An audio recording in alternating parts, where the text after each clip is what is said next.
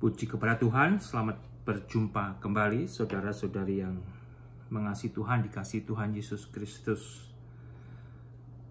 Saya akan membaca dari kitab Wahyu, melanjutkan dari kitab Wahyu pasal yang ke-6. Sebelumnya saya akan berdoa terlebih dahulu. Bapa di surga, hamba mengucap syukur, terima kasih untuk hari ini. Biarlah senantiasa kami diingatkan untuk mengucap syukur dan berterima kasih atas hari-hari yang Tuhan berikan, hari-hari yang sudah Tuhan berikan, yang Tuhan sedang berikan, dan yang akan masih Tuhan berikan, sehingga kami juga boleh belajar menggunakan hari Tuhan dengan bijaksana. Ampuni Bapa untuk segala dosa kami dan berikan berkat sorgawimu ketika kami juga senantiasa merindukan hadirat-Mu di kehidupan kami, merindukan firman-Mu yang menjadi dasar iman kami.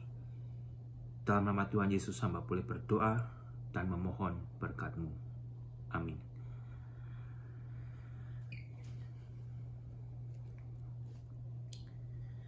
Saudara, saya masih akan melanjutkan dari kitab Wahyu pasal yang ke-6. Ya, mungkin sebagai orang Kristen masih belum ada yang tertarik untuk belajar dari kitab Wahyu. Tidak semua orang Kristen merindukan untuk belajar dari kitab Wahyu, bahkan sebagian dari orang Kristen menghindari kitab Wahyu, ya, menghindari kitab Wahyu. Cukup aneh memang saudara, tapi kalau Anda sebagai orang Kristen mau menjadi orang yang berbahagia, bukan seperti yang saya katakan, tetapi seperti yang Tuhan janjikan di dalam kitab Wahyu ini, biarlah Anda mau mentaati firman Tuhan seperti yang tertulis di dalam Wahyu pasal pertama ayat yang ketiga.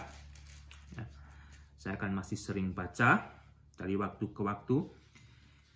Wahyu pasal pertama ayat ketiga berbunyi demikian. Berbahagialah ia, jadi saya dan saudara dan setiap orang yang mau berbahagia, yang membacakan dan mereka yang mendengarkan kata-kata nubuat ini dan yang menuruti apa yang ada tertulis di dalamnya, sebab waktunya sudah dekat. Saya dan Anda semua, kalau mau menjadi orang berbahagia seperti apa yang sudah dijanjikan di dalam firman Tuhan ini, kita akan mau mendengarkan isi kata-kata nubuatan kitab Wahyu ini. Kita mau membacakan, kita mau mendengarkan, dan kita mau menuruti isinya. Dan kembali, itu Anda bisa baca, dan semoga Anda yang menyimak juga mau membuka kitab Wahyu agar Anda tahu, kalau saya mengatakan tentang janji bahagia dari Tuhan, dari firman Allah, bukan perkataan saya, tetapi memang ada dijanjikan oleh isi firman Allah ini sendiri. Ini terdapat di awal daripada kitab Wahyu, saudara, pasal pertama ayat ketiga. Dan kalau Anda baca di bagian terakhir, pasal 22, di situ juga ditutup dengan janji dari Tuhan Yesus. Pasal 22 ayat 7 dikatakan demikian. Tuhan Yesus berfirman, sesungguhnya aku datang segera, berbahagialah orang yang menuruti perkataan-perkataan nubuat kitab ini. Bagaimana Anda bisa menjadi orang yang berbahagia dalam menuruti perkataan kitab Wahyu ini kalau tidak mau belajar dari kitab Wahyu? Ya, satu-satunya jalan Anda akan mentaati Allah, akan mentaati Tuhan, akan mau membaca, akan mau menuruti apa yang sudah difirmankan di dalam kitab Wahyu ini. Itu adalah salah satu alasan yang penting, saudara, ya, bagi orang Kristen. Mengapa orang Kristen belajar kitab Wahyu? Karena kitab Wahyu adalah kitab yang spesial dari Tuhan, khusus berbicara tentang Tuhan kita Yesus Kristus. Ya, dan di sini kita akan mendapatkan detailnya lebih dari apa yang kita bisa dapatkan dari bagian-bagian lain.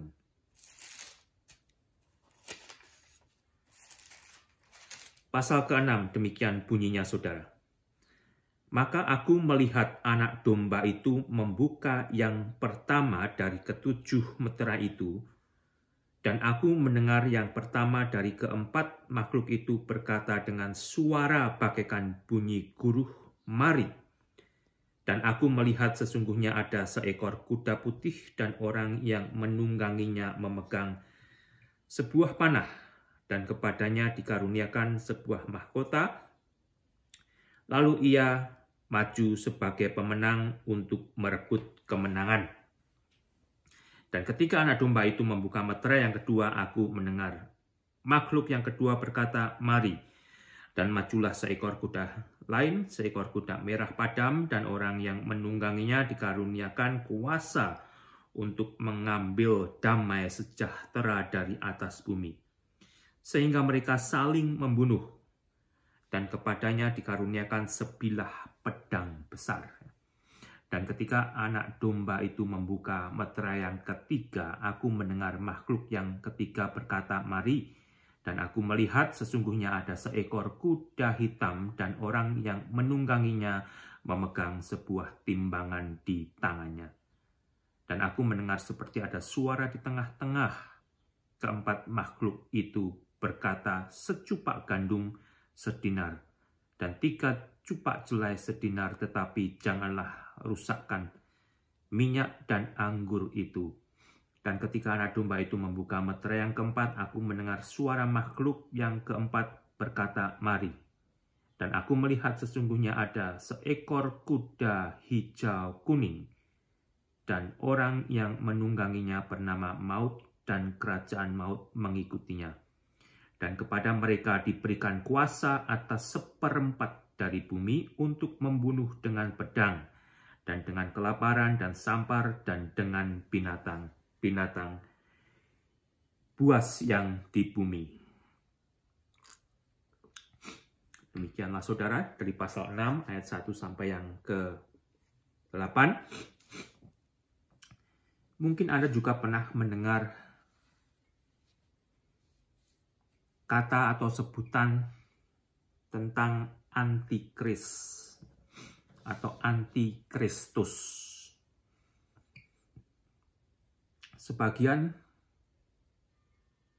tahu kalau kata itu berasal dari Alkitab, dan sebagian mungkin ada yang percaya, itu kan sebutan yang diberikan oleh orang aja, ya. Itu bukan sebutan atau nama atau kata dari Alkitab.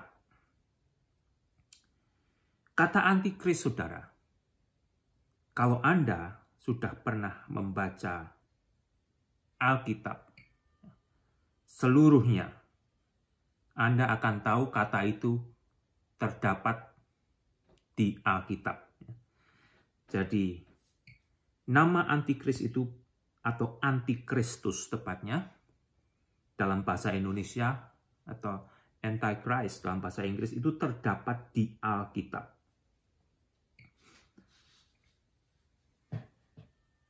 Di dalam 1 Yohanes pasal 2 ayat 18.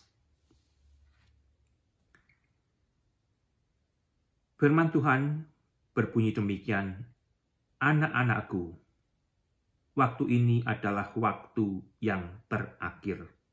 Dan seperti yang telah kamu dengar, seorang antikristus akan datang.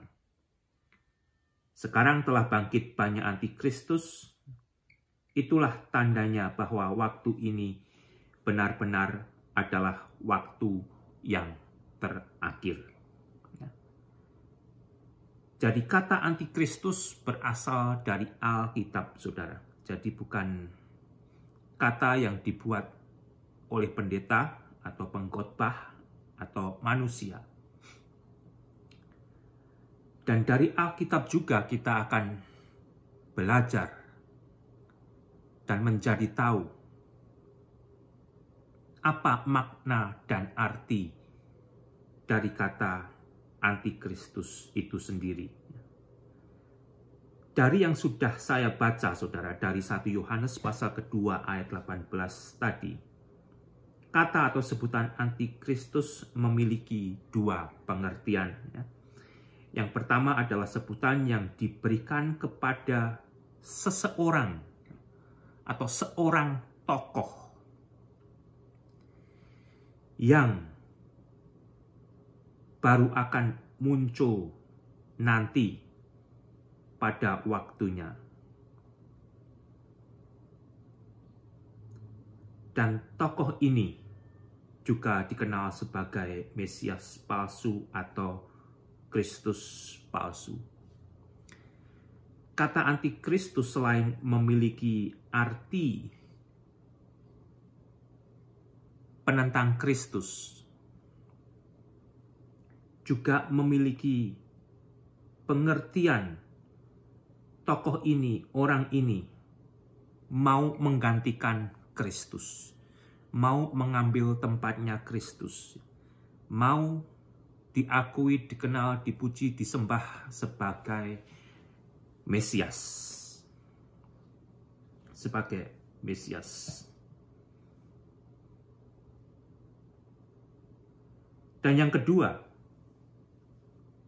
kalau kembali kita perhatikan di 1 Yohanes 2:18 tadi, dikatakan seorang antikristus akan datang, sekarang telah bangkit banyak antikristus. Yang kedua berbicara tentang roh yang menentang Kristus, yang bekerja di antara manusia. Untuk apa, saudara? Untuk menyesatkan manusia dari jalan untuk bisa masuk sorga. Dan roh antikristus telah bekerja di banyak sekali manusia. Yaitu, pertama, manusia yang tidak mau mengakui, tidak mau percaya, tidak mau menerima Yesus sebagai Mesias bagi diri orang tersebut. Orang yang menolak Kristus sebagai Mesias, orang yang menentang Kristus sebagai Mesias. Dan dengan menolak Kristus sebagai Mesias atau Juru Selamat, orang tersebut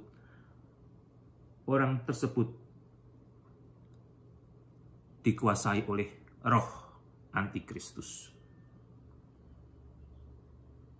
yang menyesatkan, yang membunuh manusia. Dan yang lebih ekstrim lagi, mereka yang dikuasai oleh roh antikristus dan yang secara terang-terangan memusuhi Kristus, dan yang secara terang-terangan juga memusuhi orang-orang pengikut Kristus, orang Kristen, orang-orang yang sudah percaya kepada Kristus. Ingatlah, saudara, ingatlah. Peperangan saya dan saudara dan peperangan kita sebagai manusia yang asli, peperangan kita yang asli, yang lebih dalam, sebenarnya bukan melawan darah dan daging. Bukan melawan mereka yang memusuhi orang-orang Kristen. Bukan peperangan yang berupa peperangan fisik yang menggunakan alat-alat pemukul, senjata tajam, dan sebagainya. tetapi melawan pemerintahan, melawan penguasa kerajaan angkasa, yaitu iblis sendiri yang menjadi dalangnya. Roh jahat itu musuh kita sebenarnya, saudara. Roh penyesat dan pembunuh manusia dari semula. Itu sebenarnya musuh saya dan musuh manusia, yaitu setan yang telah membinasakan manusia dari semula. Perhatikan dari Efesus pasal 6 ayat 12 yang berbunyi demikian, karena perjuangan kita bukanlah melawan darah dan daging,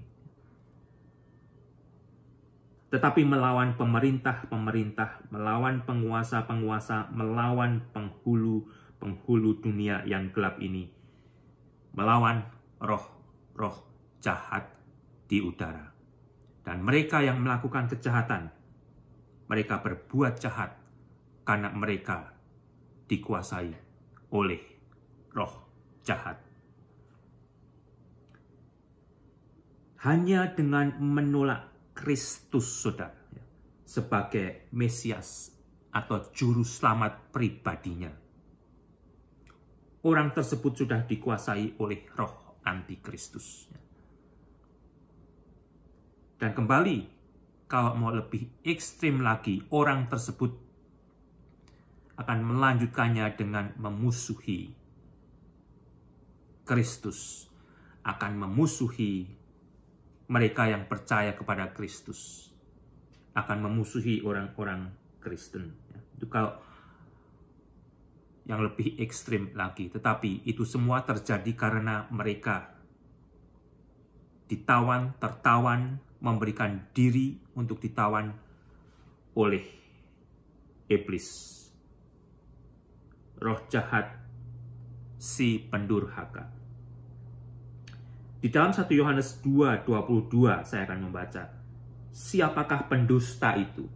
Siapakah pendusta itu, saudara? Bukankah dia yang menyangkal bahwa Yesus adalah Kristus? Baca baik-baik, Anda bisa menyimaknya sendiri. Ya, kalau Anda juga bertanya, siapa sih pendusta itu? Siapa yang melakukan dusta? Siapa yang berdosa di hadapan Allah? Bukankah dia yang menyangkal bahwa Yesus adalah Kristus? Dia itu adalah antikristus, yaitu dia yang menyangkal baik Bapa maupun anak.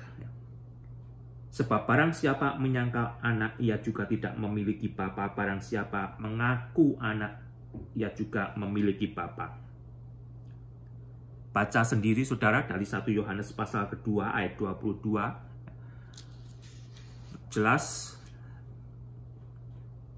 tidak perlu memerlukan eksplanasi lebih dalam untuk mengerti. Karena di dalam apa yang disebut Allah yang benar, menurut Alkitab, Allah yang Esa, Allah yang satu, terdiri dari 3 pribadi, saudara. 3 pribadi yang unik, yaitu Allah Bapa, Allah Anak, dan Allah Roh Kudus. Dan mereka telah ada bersama-sama di awal dari penciptaan. Anda bisa baca kembali dari kitab yang paling awal, di bagian paling awal, Kejadian, pasal pertama. Dan dengan jelas firman Allah dari 1 Yohanes 5 ayat 20. 1 Yohanes 5 ayat 20 juga berkata demikian. Anda boleh menyimaknya sendiri, dan Anda perlu untuk menyimaknya sendiri, saudara, sehingga Anda langsung tahu dari Alkitab, Yesus adalah Allah yang benar dan hidup yang kekal. Dari Yohanes 1 ayat 5-20 berbunyi, Yesus adalah Allah yang benar dan hidup yang kekal. Perhatikan juga 1 Yohanes 4 ayat 1. Saudara-saudaraku yang kekasih, janganlah percaya akan setiap roh, tetapi ujilah roh-roh itu apakah mereka berasal dari Allah. Kalau Anda masih bingung, belum percaya, Allah mana sih yang benar ya? Roh mana sih yang benar yang seharusnya saya ikuti? Saya puji, saya sembah. Berdoalah demikian, saudara, dengan tulus hati. Diawali dengan keterbukaan Anda untuk bertemu dengan kebenaran sejati. Saya percaya Allah akan menuntun Anda untuk bertemu di dalam kebenarannya sendiri. Saudara-saudaraku yang kekasih, janganlah percaya akan setiap roh, tetapi ujilah roh-roh itu apakah mereka berasal dari Allah. Sebab banyak nabi-nabi palsu. Banyak nabi-nabi palsu yang telah muncul dan pergi ke seluruh dunia. Dan sampai saat ini nabi palsu itu menjelang zaman akhir terus bertambah. Jadi berhati-hatilah, jangan asal percaya.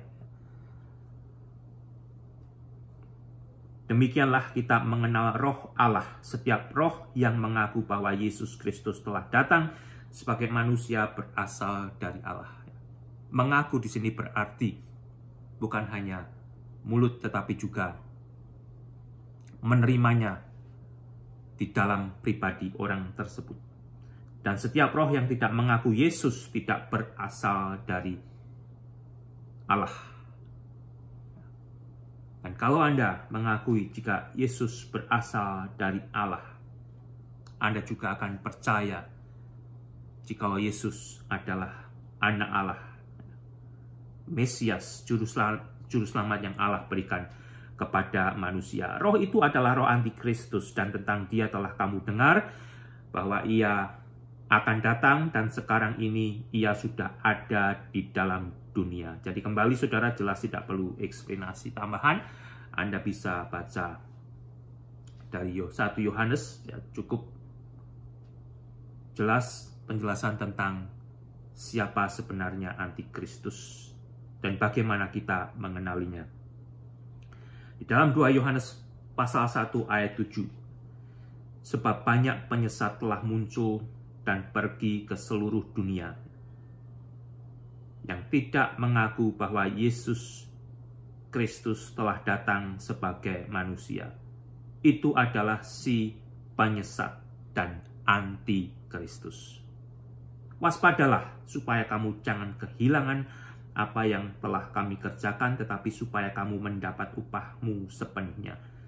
Setiap orang yang tidak tinggal di dalam ajaran Kristus, setiap orang, termasuk saya dan Anda, tetapi yang melangkah keluar dari situ, tidak memiliki Allah. Barang siapa tinggal di dalam ajaran itu, ia memiliki Bapa maupun anak. Jadi, jangan kalau pendeta pengkhotbah atau nabi dari luar negeri, itu sudah bisa dipastikan benar. Itu sudah menjadi idola Anda. Jangan. Ujilah mereka. Ya, Anda juga mungkin ada yang pernah mendengar kalau Oprah Winfrey juga mengatakan kalau kekristenan itu hanya satu jalan. Itu tidak demikian istilahnya. Tidak percaya. Tetapi itu banyak dipuja oleh orang yang mengaku Kristen. Oleh karena itu, ujilah saudara. Jangan karena made in luar negeri Anda percaya. Ujilah dengan Alkitab itu sendiri. Ujilah dengan Alkitab itu sendiri. Ya. Dan di Wahyu pasal yang ke-6 ini, saudara. Di Wahyu pasal yang ke-6 ini, Anda akan diperkenalkan dengan tokoh yang disebut sebagai antikristus tersebut. Di pasal ke-6 ini, antikristus akan mulai dinyatakan. Jadi letaknya di pasal yang ke-6. Jadi kalau Anda sebagai orang Kristen takut, ya, karena Anda telah mendengarkan khotbah yang menakutkan tentang antikristus, yang Anda akan disiksa, Anda akan distempel dengan tanda 66, Anda akan dipenggal kepalanya, dan sebagainya. Sebenarnya kalau Anda mengikuti dan mau belajar dari Kitab Wahyu, peristiwa tersebut tidak akan Anda alami sebagai orang Kristen, orang yang sudah bertobat, orang yang sudah mengalami kelahiran baru di dalam roh. Karena apa? Karena Anda yang sudah mengikuti, yang sudah membaca. Pasal ke-6 ini telah melalui masa gereja, melalui masa pasal kedua dan ketiga. Dan di dalam pasal kedua dan pasal ketiga Anda akan mendengar sebutan tentang, di dalam bahasa Inggris menggunakan kata church, ya. Tetapi di dalam bahasa Indonesia dituliskan sebagai jemaat. Anda tidak akan mendengarkan kata-kata itu lagi karena gereja Tuhan sudah tidak ada lagi di bumi. Yang saya maksudkan, gereja yang dikenal oleh Yesus sebagai gerejanya. Kalau mereka yang tergabung di dalam gereja, organisasi manusia atau dunia, mereka masih akan tinggal. Tetapi setiap jemaat Tuhan yang menjadi bagian gereja Tuhan, di akhir selesainya pasal ketiga, gereja tersebut diangkat ke sorga untuk bertemu dengan Yesus di angkasa dan dibawa ke sorga. Dan barulah kita bisa melihat kalau gereja Tuhan sudah berada di sorga dengan tua-tua yang mewakili dari bagian jemaat Tuhan tersebut yang melayani di hadapan tahta di pasal keempat dan pasal kelima dari Kitab Wahyu.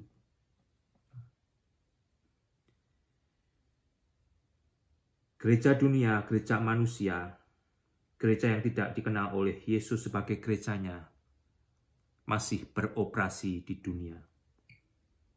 Dan sisanya, yaitu gereja yang dikenal oleh Yesus sebagai jemaatnya, sudah diangkat ke surga. Ya. Jadi kalau Anda mau melepaskan diri dari masa antikristus ini, jadilah orang Kristen yang benar-benar telah mengalami kelahiran baru. Kembali, kartu anggota gereja Anda, kartu anggota Kristen Anda tidak akan menyelamatkan Anda dari dosa Anda. Tidak akan membuat Anda ikut terangkat ke surga. Persembahan Anda, derma Anda, tidak akan membuat Anda juga terangkat oleh Yesus ke surga jikalau Yesus datang malam ini. Tetapi pertobatan Anda melalui kelahiran baru itu yang menjadi syarat utama bagi Anda bisa menjadi bagian daripada gereja yang dikenal oleh Yesus, saudara. Jadi yang lebih penting bagi kita tidak menantikan antikristus. Sebagai orang Kristen, kita akan menantikan kedatangan Yesus Kristus seperti yang telah dituliskan, dinubuatkan di dalam Alkitab. Itu yang kita nantikan.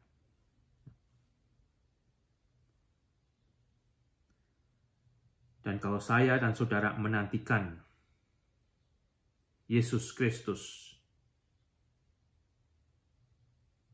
kita akan juga sambil menantikan Yesus Kristus, kita akan tergerak, kita akan terdorong untuk memberitakan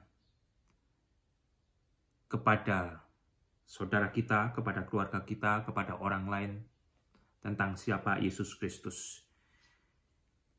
yang adalah Mesias yang Allah berikan untuk menjadi juru selamat manusia, saudara.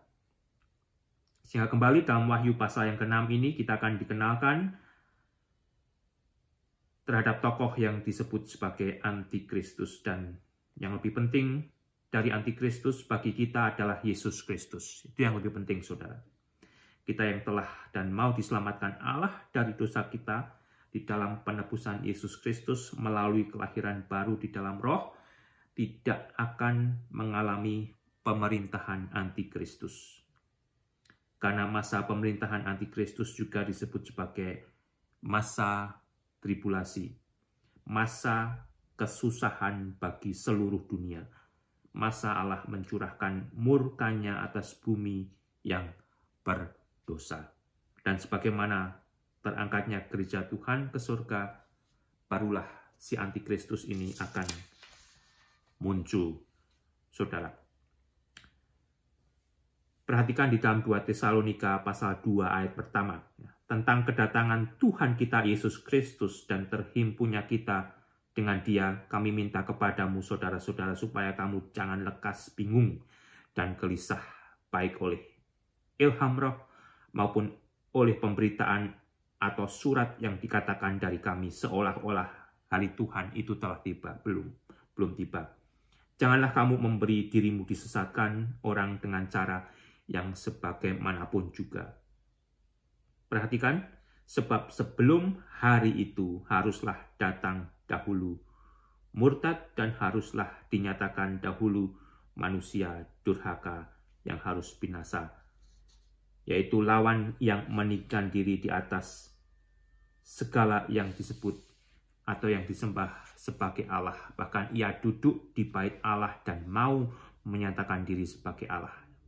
Tidakkah kamu ingat bahwa hal itu telah kerap kali kukatakan kepadamu ketika aku masih bersama-sama dengan kamu? Dan sekarang kamu tahu apa yang menahan dia, apa yang menahan antikristus itu. Siapa yang menahan antikristus? Kok belum muncul-muncul? Sehingga ia baru akan menyatakan diri pada waktu yang telah ditentukan baginya. Karena secara rahasia kedurhakaan telah mulai bekerja, tetapi sekarang masih ada yang menahan. Roh-roh antikristus sudah berkeliaran, tetapi si tokoh yang disebut antikristus, si pendurhaka itu belum muncul, masih ditahan, saudara. Kalau yang menahannya itu telah disingkirkan, pada waktu itulah si pendurhaka baru akan menyatakan dirinya. Tetapi Tuhan Yesus akan membunuhnya dengan nafas mulutnya dan akan memusnahkannya kalau ia datang kembali. Anda bisa baca dari 2 Tesalonika pasal kedua mulai ayat pertama. Jadi meskipun roh-roh antikristus itu sudah berkeliaran, mungkin tokoh antikristus itu sudah disiapkan, tetapi seorang tokoh yang disebut antikristus itu belum muncul, masih ditahan, saudara. Dan siapa yang menahannya? Yang menahannya adalah gereja Tuhan yang masih belum terangkat ke surga. Yang menahannya adalah Roh Kudus yang secara khusus masih bekerja, masih melayani di antara gereja Tuhan. Anda ingat, kita yang menjadi orang Kristen, kita yang menjadi bagian daripada gereja Tuhan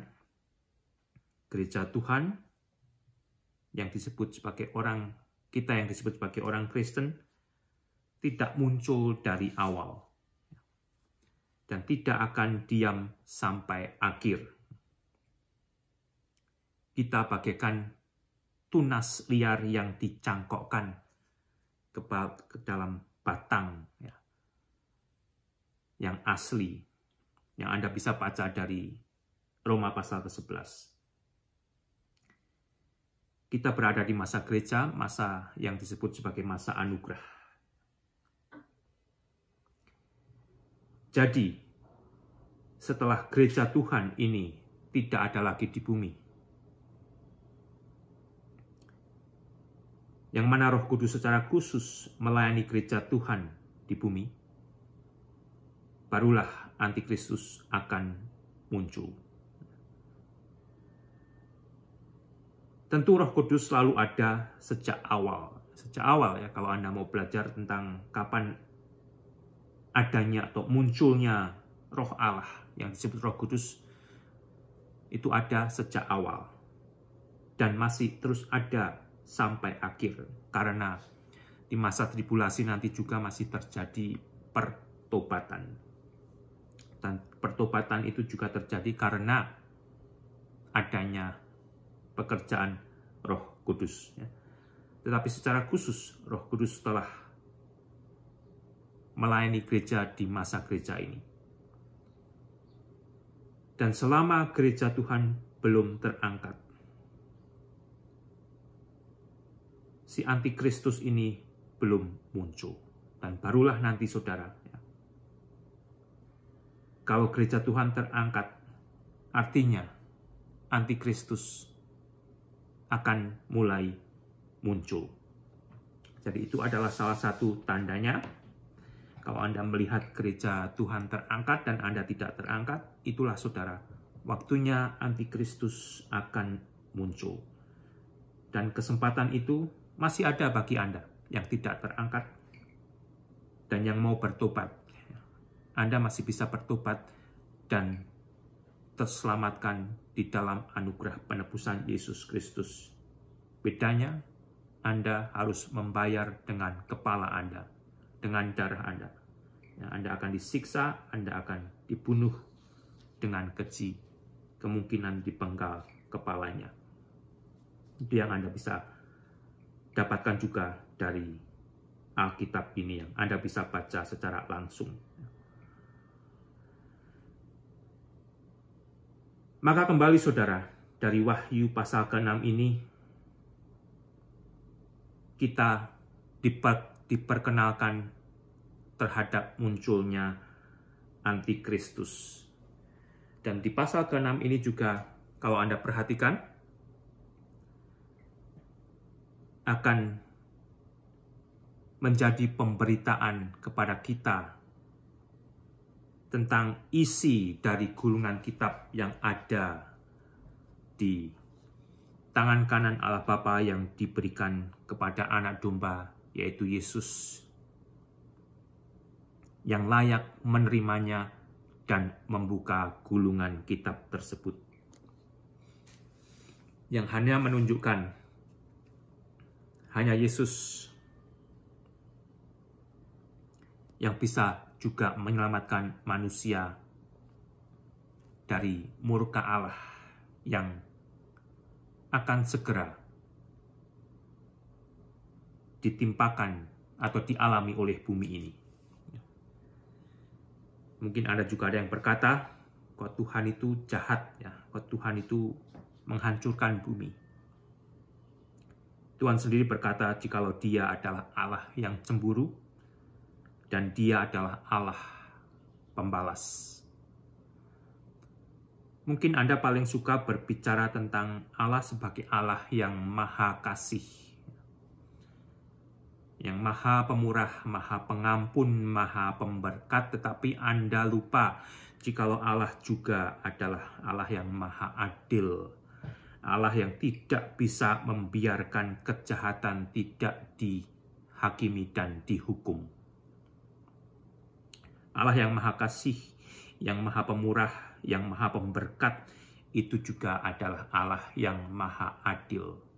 Artinya, jikalau Dia adalah Allah yang maha adil, Dia akan menghukum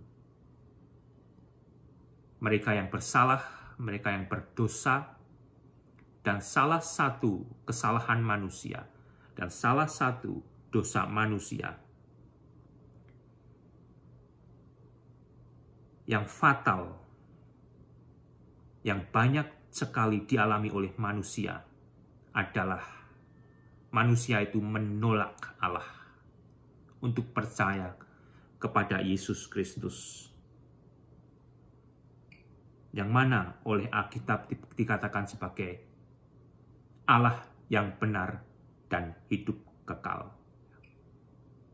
Itu saudara, satu kesalahan manusia yang banyak sekali dilakukan oleh manusia sampai matinya. Orang tersebut tidak mau mengakui jikalau Yesus adalah Allah yang benar dan hidup yang kekal.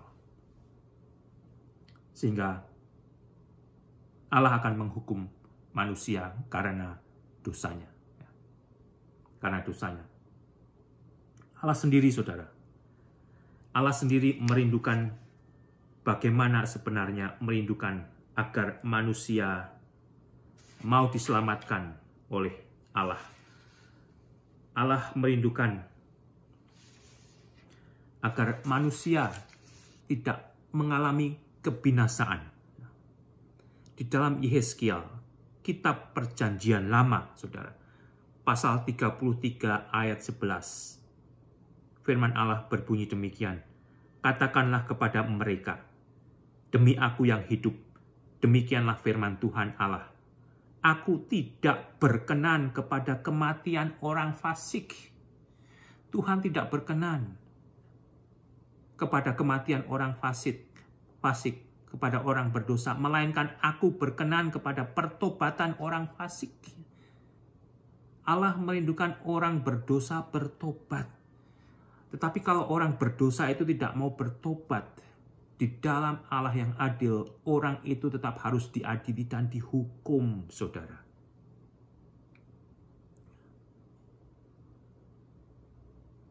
Allah merindukan agar orang berdosa, orang fasik mau bertobat dari dosanya. Bertobatlah dari hidupmu yang jahat. Mengapakah kamu akan mati, hai kaum Israel?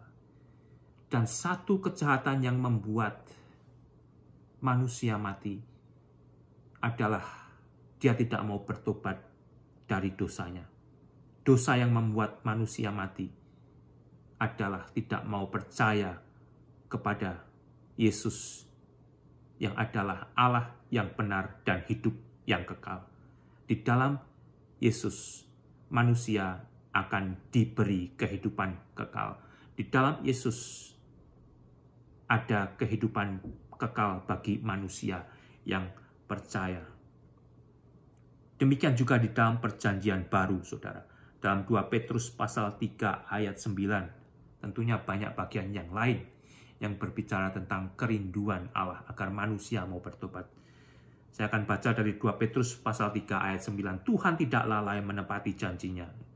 Sekalipun ada orang yang menganggapnya sebagai kelalaian, tetapi Tuhan sabar terhadap kamu, karena Ia menghendaki supaya jangan ada yang binasa, melainkan supaya semua orang berbalik dan bertobat. Supaya semua orang berbalik dan bertobat.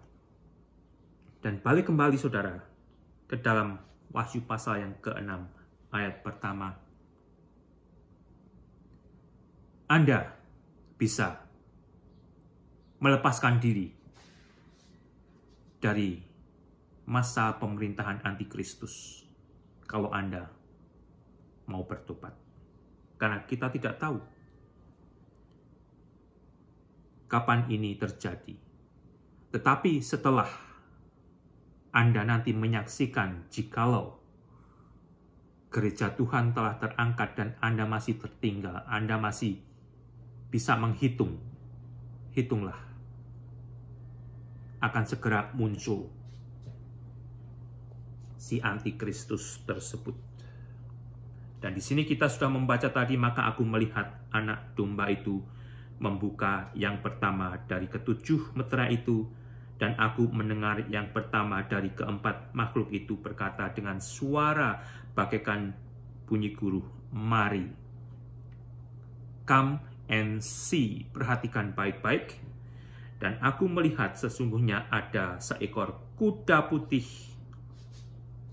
dan orang yang menungganginya memegang sebuah panah, dan kepadanya dikaruniakan sebuah mahkota. Lalu ia maju sebagai pemenang untuk merebut kemenangan. Sebagian orang mengajarkan jika penunggang kuda putih di pasal ke-6 ayat yang kedua ini adalah Yesus Kristus. Karena apa? Karena kuda putih. Warna putih, tidakkah itu melambangkan kesucian, kekudusan Allah?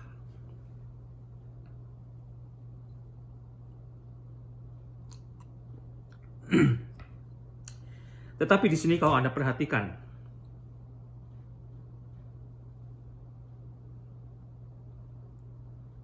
kuda putih itu bukan Yesus, saudara, bukan Kristus. Sedangkan Kristus sendiri yang membuka meterai yang pertama dan berikutnya. Kristus adalah pembuka gulungan kitab tersebut dan meterainya. Dan ketiga, anak domba, yaitu Yesus Kristus membuka gulungan kitab itu dan membuka meterainya yang pertama, yang muncul adalah seekor kuda putih ini, yang mana penunggangnya memegang sebuah panah. Sebuah panah. Tidak membawa anak panah.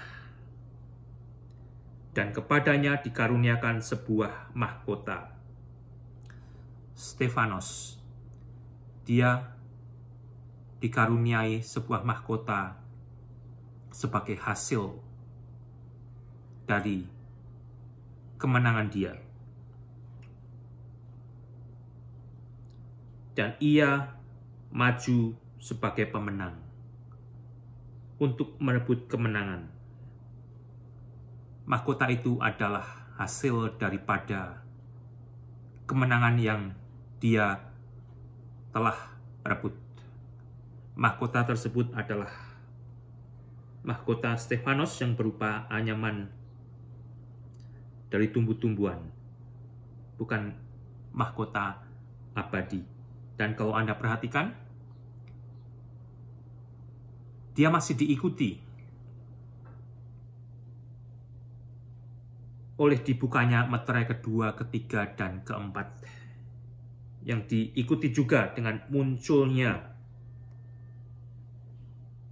kuda lain, kuda merah, kuda hitam, dan kuda yang pucat. Sedangkan kalau Anda perhatikan, ketika nanti Yesus datang dengan kuda putih, dia akan datang untuk menegakkan keadilan, untuk membawa damai di bumi ini. Dan di sini yang Anda saksikan adalah petaka. Ya.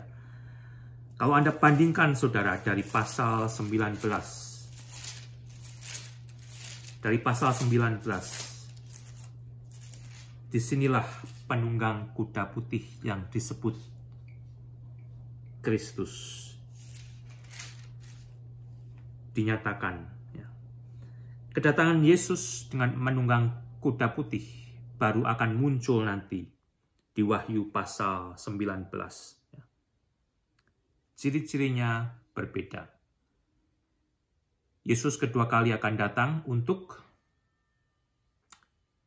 menegakkan kebenaran dan keadilan. Dia akan merestorasi bumi dengan mendirikan kerajaannya selama 1000 tahun. Dia akan datang bukan dengan Stefanos, tetapi dengan diadema. Dengan diadem.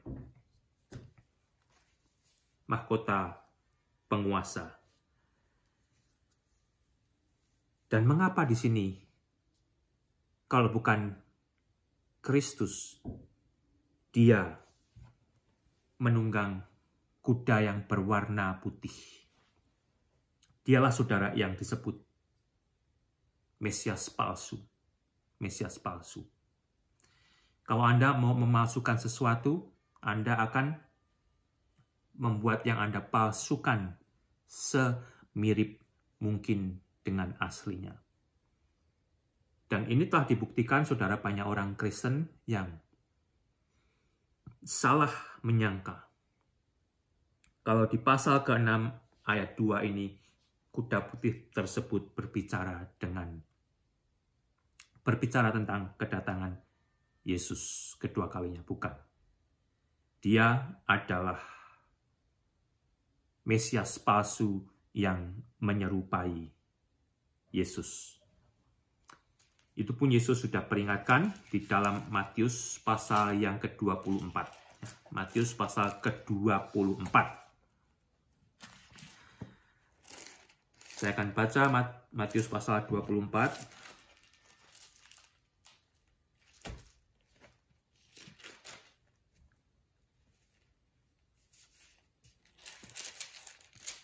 Murid-murid bertanya kepada Tuhan Yesus ketika Yesus duduk di atas Bukit Zaitun. Datanglah murid-muridnya kepadanya untuk bercakap-cakap sendirian dengan dia. Kata mereka, katakanlah kepada kami bila manakah itu akan terjadi, dan apakah tanda kedatanganmu dan tanda kesudahan dunia. Jawab Yesus kepada mereka, waspadalah, supaya jangan ada orang yang menyesatkan kamu, sebab banyak orang akan datang dengan memakai namaku dan berkata, akulah Mesias. Dan mereka akan menyesatkan banyak orang. Sebelum Yesus datang kedua kalinya untuk menegakkan keadilan dan merestorasi kedamaian di bumi, akan diawali terlebih dulu dengan munculnya Kristus palsu atau Mesias palsu. Dan inilah, saudara, yang terjadi di pasal ke-6. Manusia akan tersesatkan oleh Mesias palsu. Dan kembali kita tadi sudah membaca dari kitab 1 Yohanes, agar saya dan saudara selalu menguji roh, agar kita tidak tersesat oleh kepalsuan. Jangan hanya kalau made in luar negeri, kembali saudara, ini yang bahaya. Kalau made in luar negeri, ya pengikutnya berjubel-jubel, banyak sekali, pasti itu benar. Belum tentu. Mudah-mudahan benar, tetapi belum tentu. Tetapi Anda yang di dalam negeri bisa mengujinya sendiri. Kalau Anda mau belajar dari Alkitab, sehingga Anda tidak tersesat, saudara. Dan biarlah dengan belajar kitab Wahyu, Anda juga semakin diperlengkapi. Anda tidak perlu takut sebagai orang Kristen untuk belajar kitab Wahyu, tetapi dengan belajar kitab Wahyu, saudara, Anda akan justru semakin menjadi mantap untuk mengenal siapa Yesus Juru Selamat yang mengasihi Anda, yang mana akan segera membinasakan dosa. Dan dari situ juga Anda yang merindukan kedatangan Tuhan kita Yesus Kristus, kita juga akan mempersiapkan diri dengan satu kehidupan yang siap menyongsong Dia, yaitu dengan kekudusan dan takut akan Tuhan, yang diisi oleh kasih, yang merindukan juga agar manusia yang lain bertemu dengan keselamatan di dalam Yesus Kristus. Artinya apa, saudara? Anda akan bersedia memberitakan siapa Yesus, yang sebenarnya adalah jawaban bagi setiap manusia yang mencari sorga. Tuhan memberkati.